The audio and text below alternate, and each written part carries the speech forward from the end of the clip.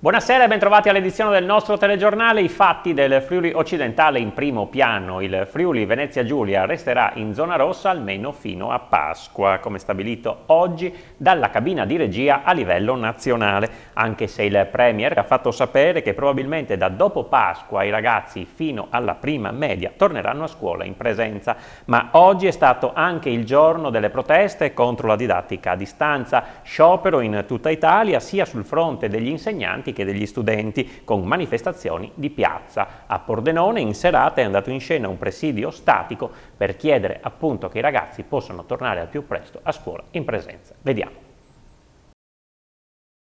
I cartelli esposti dicono tutto, la scuola deve essere in presenza. Una cinquantina di genitori, molti accompagnati dai figli, sono scesi in piazza a Pordenone per chiedere al governo un ritorno in classe degli studenti.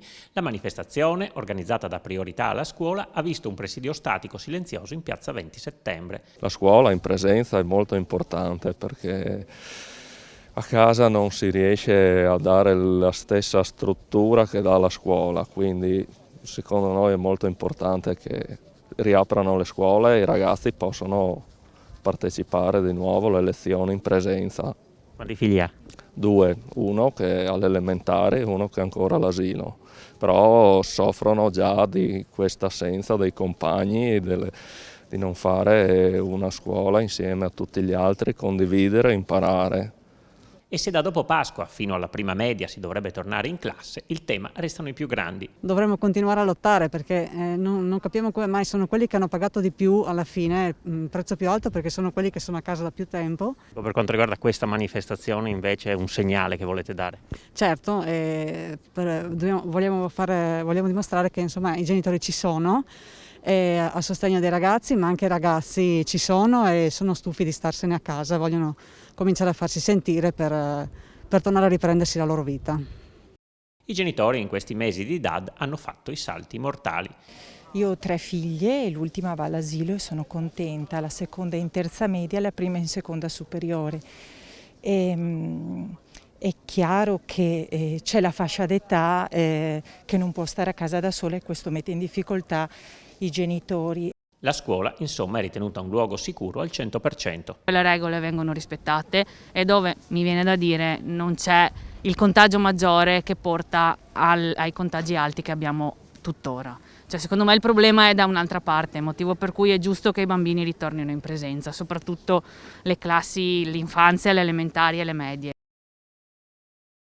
E ancora sul fronte scuola, il coordinamento internazionale delle associazioni per la tutela dei diritti dei minori ha inviato una diffida ai ministeri di istruzione e salute per dire no ai tamponi settimanali agli studenti per il rientro in classe, adesione anche da parte delle famiglie contrarie al protocollo. No ai tamponi settimanali per gli studenti al rientro a scuola. A dirlo, con una lettera di diffida inviata alle Presidenze della Repubblica e del Consiglio e ai Ministeri di Salute e Istruzione, è il coordinamento internazionale delle associazioni per la tutela dei diritti dei minori. A firmarla la Presidente Aurelia Passaseo, in riferimento alla possibilità, al vaglio del Governo, che prevede l'effettuazione di tamponi rapidi agli studenti ogni settimana per garantire la didattica in presenza. Il concetto che la vita è pericolosa e che loro sono pericolosi viene inculcato sempre più a forza nelle fasce più fragili della popolazione.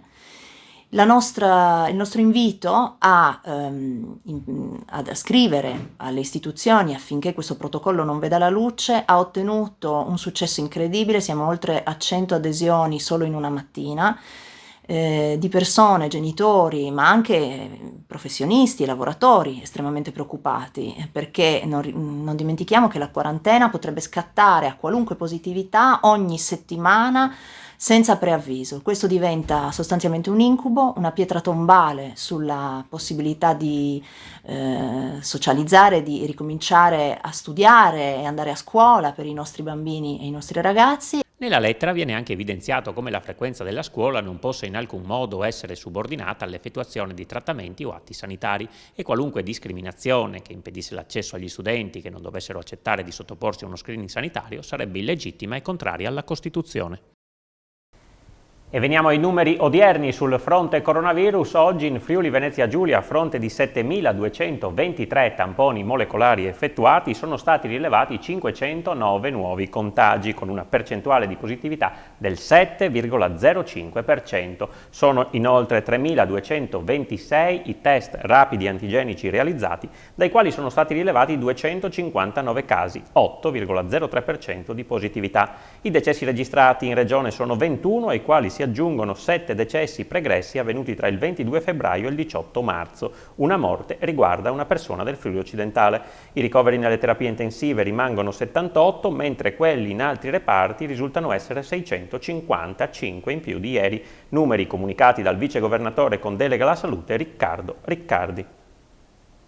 Cambiamo argomento. Nell'ultimo anno la Caritas di Concordia Pordenone ha dovuto fare i conti con una situazione di difficoltà e povertà crescente. Al centro d'ascolto si sono rivolte quasi 400 persone, in buona parte italiane, che hanno chiesto in particolare aiuti economici e materiali. In fila, pur senza volersi far troppo notare, per un pacco di pasta, qualcosa per i figli, una parola di conforto. Sono molte le persone, spesso italiane, che si sono rivolte nell'ultimo anno alla Caritas di Pordenone.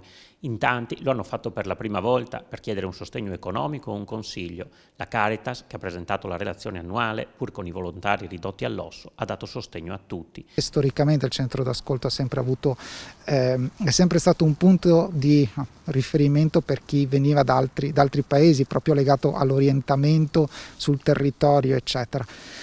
Assistiamo a una crescita di persone, appunto, italiane. Sono soprattutto nuclei familiari nella fascia d'età dai 35 ai 50 anni, quindi con carichi familiari e anche, se vogliamo, con minori possibilità di giocarsi in nuovi contesti anche dal punto di vista del lavoro. All'Emporio Solidale di Pordenone sono stati assistiti 287 nuclei per un totale di oltre 1.000 persone, un terzo delle quali minori. Notevole anche la risposta sul fronte del sostegno economico garantito dal fondo, che ha visto una crescita delle risorse impiegate dai 40.000 euro del 2019 ai 90.000 euro del 2020. Le principali richieste sono di carattere materiale da appunto un aiuto economico a bisogni di viveri, di beni materiali di prima necessità, cose anche per bambini, spese sanitarie.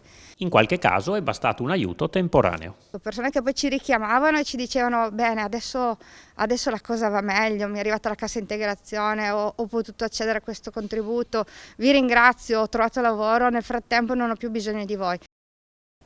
Una notizia di cronaca: un istruttore di scuola guida abusivo è stato scoperto nei giorni scorsi dalla Polizia Stradale di Pordenone, che aveva effettuato alcune verifiche sulle scuole guida del territorio. Nello specifico, gli agenti hanno fermato un ragazzo su un motorino che stava facendo una lezione pratica, seguito da un'auto della scuola guida. Al controllo, l'istruttore non ha potuto esibire il documento che ne attestava l'autorizzazione a svolgere le lezioni, perché mai conseguito. Il ragazzo ne era inconsapevole, poiché regolarmente iscritto alla scuola guida. Il presunto istruttore è stato così deferito in stato di libertà alla competente autorità giudiziaria per esercizio abusivo di professione in concorso con il titolare della scuola guida. Andiamo ora a Pordenone. Ci sono novità in arrivo per l'area sportiva di Via Peruzza a Torre. L'area sportiva di Via Peruzza a Torre di Pordenone ha il suo nuovo parcheggio. Lo ha realizzato il comune sistemando la grande zona esterna alla palestra. Ricavati 60 posti auto, 6 stalli per disabili, spazi per bus e pulmini, il percorso ciclopedonale protetto dalla strada all'ingresso della palestra. Piantati anche nuovi alberi e aiuole. Questo intervento è frutto delle sollecitazioni e delle richieste che si sono reiterate nel tempo da parte dei frequentatori della palestra, delle associazioni sportive, dei ragazzi e anche ovviamente degli spettatori, perché prima del Covid era un'arena frequentatissima da tante persone, quindi anche dagli spettatori. Abbiamo rispettato questo impegno preso anni fa, abbiamo realizzato un parcheggio perché prima era una distesa di terra e di ghiaino assolutamente infrequentabile, impraticabile, soprattutto in caso di pioggia. Ed è anche, se pensate, un po' un segnale di speranza e di fiducia che al più presto questo luogo, che solitamente è animato dal divertimento, dalla gioia e anche dalle risa dei ragazzi che lo frequentano, possa più presto tornare a questa sua funzione. A impegnarsi per realizzare l'opera è stato anche l'assessore De Bortoli. Il completamento di un impianto sportivo importante come questo di Via Peruzza, che è Torre Basket, oltre che il calcio a 5, che serve anche la scuola, il centro Flora che abbiamo qua vicino, e che da 15 anni qui non c'era praticamente il parcheggio se non uno spiazzo dove si parcheggiavano delle macchine. Nel solito insediamento 2016 sono venuto qua a fare le prime premiazioni e le mamme, ma anche gli atleti e quant'altri, mi hanno rilevato che in pratica il parcheggio era un disastro, soprattutto quando pioveva. Si formavano pozzanghere d'acqua, si entrava dentro in palestra con già le scarpe sporche e poi non era neanche in sicurezza. Soddisfatti i gestori dell'impianto sportivo. Effettivamente l'abbiamo attesa, agoniata, e fortunatamente, ringraziando l'amministrazione comunale, ce l'abbiamo. Una roba importante che anche, diciamo, valorizza molto di più l'impianto, ed è un lavoro anche fatto bene, cioè un parcheggio carino anche da vedere oltre che da utilizzare, no? Diciamo che è importantissimo adesso, qua se mi sente De Bortoli o il sindaco, continuare su questa opera. Abbiamo degli spazi eccezionali lì da poter utilizzare con delle piastre esterne e dei campi per rendere veramente questo un villaggio dello sport, no? Ed era questa la nostra ultima notizia per stasera. Dopo di noi 10, 100, 1000. Restate quindi in compagnia dei programmi di Telefriuli. L'appuntamento con il telegiornale di Pordenone ritorna lunedì alle 20:45. Grazie per essere stati con noi. Buon weekend.